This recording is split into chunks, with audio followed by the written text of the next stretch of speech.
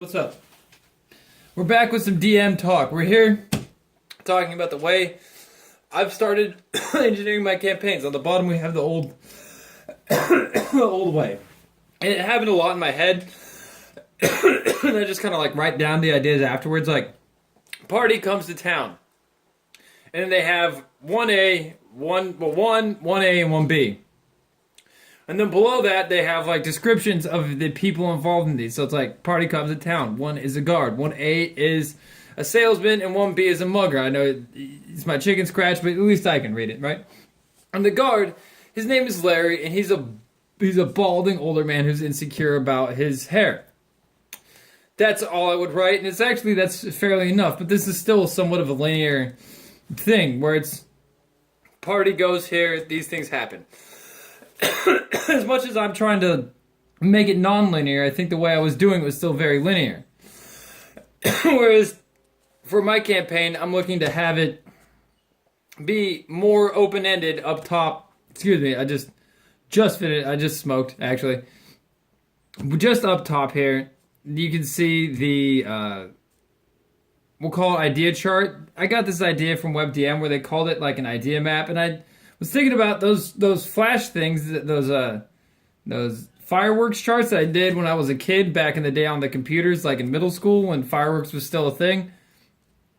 And I would, you create these idea bubbles and like networks of them. Like, that's way more of what my world is than a series of lines describing things. It's a network of complex entities interacting with each other, and this actually kind of illustrates it beautifully.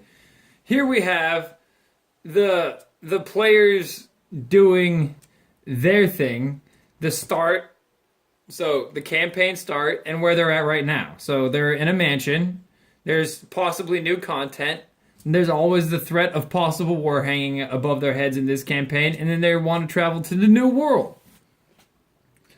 So while this is all happening, and there would be, ancillary adventures shooting off of these, little circles happening there that could link over here for who knows what reasons. Maybe in the mansion, they find something that links to the Skaven faction, and the Skaven faction gets interested in the mansion, and that's what this is over here. This is the world chart. This is the world with just 4 major factions that are in it. The Skaven, you know what the Skaven are. They're called rat people, but they are Skaven. There's the humans, and then there's the dwarves, and then there's the elves. And the elves in the known world is a very important caveat for the campaign.